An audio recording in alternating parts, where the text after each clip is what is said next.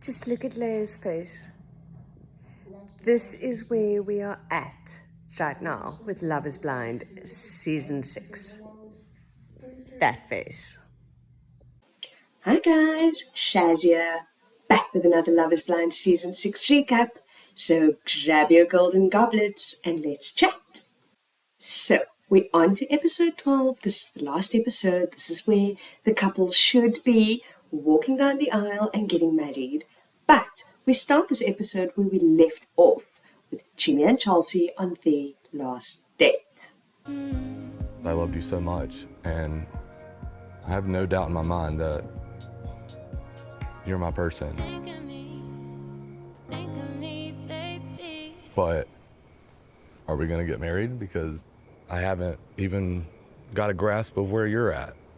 So that's where we ended on sort of a cliffhanger with the last episode. Jimmy asking Chelsea where she's at, basically regarding the wedding and whether or not she can see herself going through with it. Where are you at with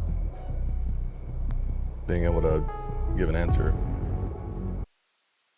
A super long pause. She's kind of hesitant, and he sort of tells her again, you know, you're my person, I love you, but pushes her, where are you at? And Chelsea's response is that it feels like it's been a bit of a roller coaster, but she can see him being a really good dad and a really good husband. And so she can see them moving forward with the marriage. And then Jimmy drops a bombshell.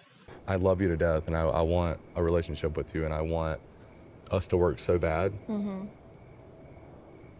But I don't want to go to the altar. What? I totally set her up for that. I feel like he was pushing her to sort of say first that she's willing to go into this and get married. And then he's kind of coming back and saying, yeah, no, I don't think I can go to the altar. And is he trying to kind of say that he still wants to see her but just not get married? What did you guys think? On to talk about how Chelsea brought up Amy and Johnny being the strongest couple. Chelsea, of course, is not in a good space, and she's kind of clarifying. You did say you can't do this, right? We were just picking out wedding songs yesterday. He says again how much he loves her, but sort of since their last argument, it's obviously been bugging him and really playing on his mind. I mean, we remember that last argument, right? It was pretty heated, pretty intense. Chelsea sort of cuts him off, you know, she sort of jumps in and she says that she's been walking on eggshells around him, but Jimmy brings up the fact that he sort of shared the secret he told her, right? The fact that he had slept with his friend.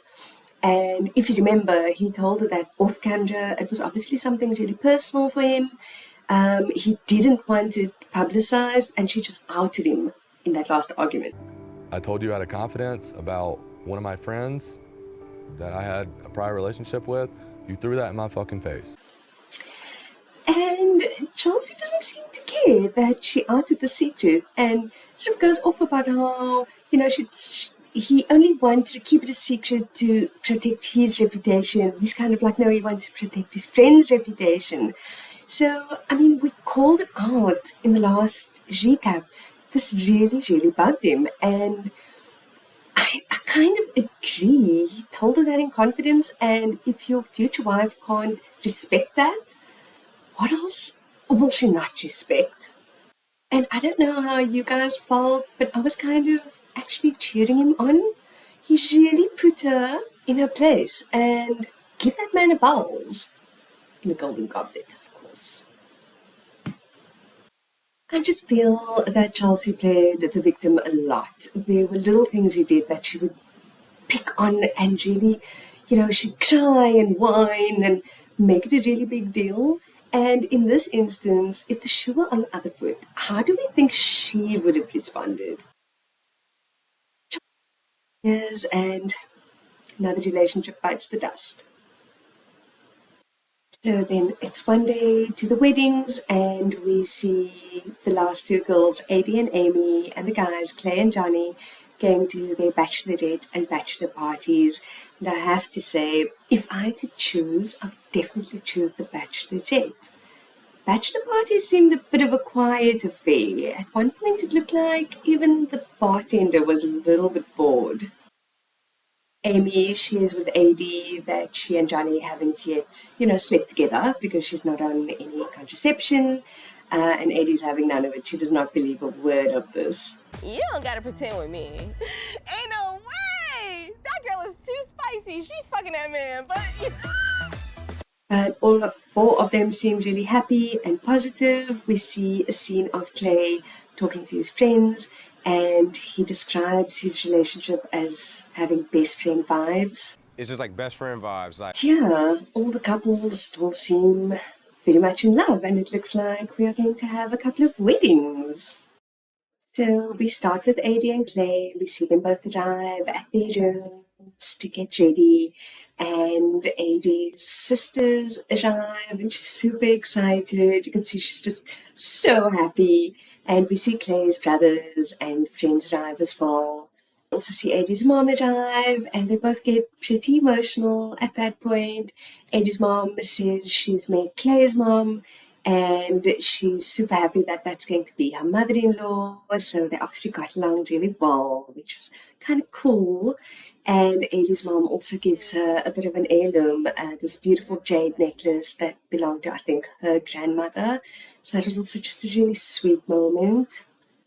Clay is talking to his guys about how he didn't think it would work for him in the parts because he's not that guy, but then he became that guy. I'm not that type of guy. Like, you know what I mean? I'm just not that type of guy. You're not that guy. I'm not that guy. I'm not that guy. I'm not that guy. Yeah, but I became that guy. You know, I became him. And he's talking again about just the growth he's had thanks to AD. And his friends are giving him really good advice. Work at it, keep growing. They've seen the change in him. And it's looking really positive. Everyone's looking really happy. And then his dad arrives. I want you to feel the same. Dad. Clay, What's up, what's man? good? What's good? Man, I didn't think I was gonna even see you. And doesn't it feel weird to kind of see him because of what we know about him and his little cheap trips that he took with Clay? Anyway, he talks to Clay a little bit about his childhood and some memories he had of Clay growing up. And I don't know, he just comes across a little bit arrogant, big ego, very much like his son. What did you guys think? He talks about the fact that he lived vicariously through Clay, but that he's super proud of Clay and how successful he is, and that he didn't really have a relationship with his dad where he would share things with him the way he does with Clay. But his mother always said to treat his wife good. He really listened to his mom, didn't he? He tells Clay to, trust his gut, trust his instincts. A lot of people will have advice for him, but he needs to trust himself.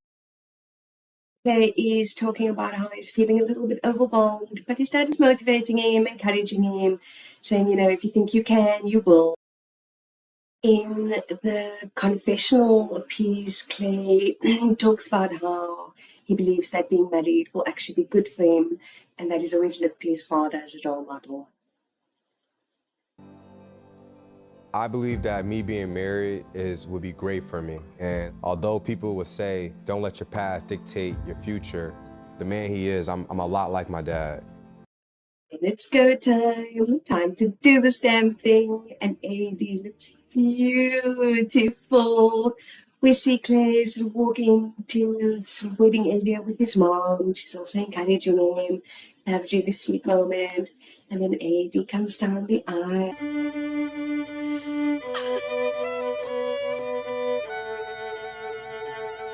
And did you guys get goosebumps? I got goosebumps.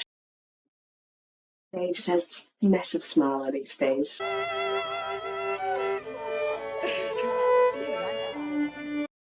Then the service starts.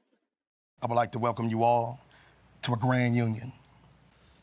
Today we celebrate the union of Clay and Amber.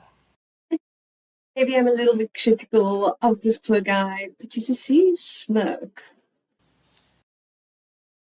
Then the officiant talks about how they sort of fell in love and decided to get unmarried without actually seeing each other. And Clay talks about or tells her how he didn't think it would actually work. He thanks her that she was patient with him. He talks about how much he's grown because of her. He says that he's happy they're there and that everything they've been through has sort of led them to this point. Eddie talks about the fact that Clay is a safe space for her. She loves his rawness, his authenticity. She thinks that he is a powerful man and she really wants to nourish the parts of him that he doesn't even see. She also sort of acknowledges that he put in the work to also get them to where they are and that she'll forever be his biggest cheerleader. And then it's time for the vows. Now it's time to decide if love is blind. Will you get married and commit to face your life together as husband and wife? Or will you walk away forever? My heart is like beating. And the officiant asks Adi first, do you take this man? Da da da da da da. And she says, I do. I do. And then it's Clay's turn. And again, the officiant says, do you take this woman? Da da da da da da. And Clay says, AD, I love you. I don't think it's responsible for me to say I do. excuse me? Not responsible to say I do. I want you to know that I'm rocking with you. I just don't think it's responsible for me to say I do at this point when I still need work. I still need to get to the point where I'm 100% in. I'm gonna put the work in for you and we'll go through this together.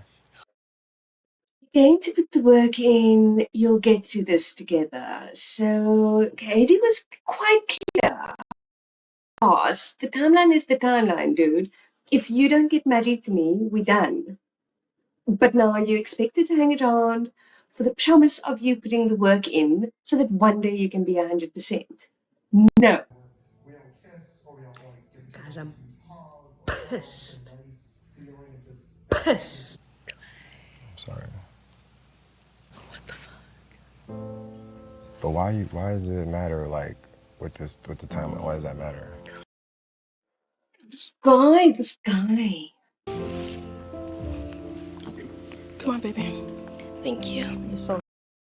So Adie walks away with her mom, and as she's walking out, Clay's mom apologizes to her, gives her a hug. And my heart was just breaking for her. I know we called this, guys. I know we called this. We said it, right? Clay is using her almost as that person to make him better, and then he's going to go and do the work now and then be better for the next person. I hate that for her. My heart was just broken for her. Clay is actually looking quite indifferent, quite nonchalant about it all, right? You all right? Yeah, I'm good. Yeah, I'm good. AD was just 100% right in this. Wasting my fucking time. Back in the room, and her family's trying to console her, and she sort of, just give me a minute, just give me a minute. Clay is saying he has a lot of emotions going on, and his father's telling him to just, let go of that. I think it's a lot of emotions going on. Yeah, just breathe, you know what I mean? Yeah. You're good. It's just like, But you know what though? Let all that stuff go. yeah.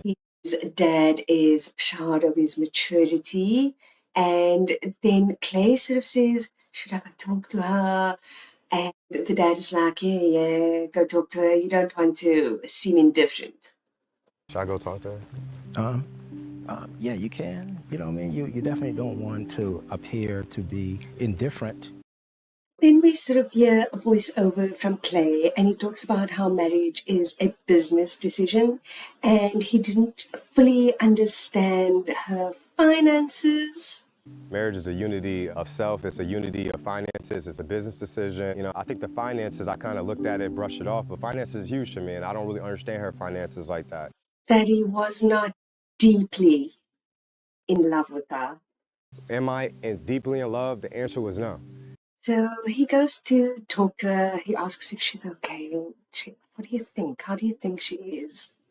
He tells her that he was struggling with everything and just basically saying he wasn't 100% ready and she wouldn't want him to marry her if he wasn't 100% ready. Apparently it hurts him to see her crying and he keeps apologizing to her.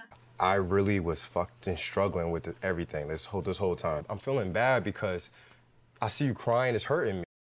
He says that she is the perfect girl, but he's just not ready to be a husband right now. And then he hugs her and is kissing her and telling her how he's going to go to therapy and put in all the work. I'm sorry, dude.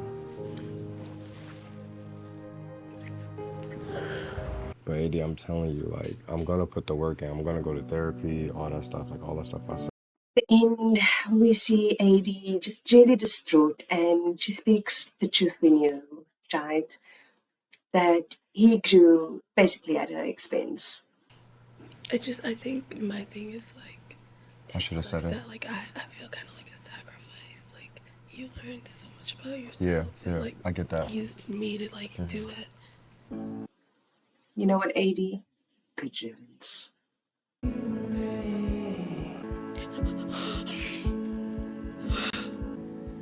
I can't drag him. I can't force him, and I'm not gonna fucking beg him to fucking pick me.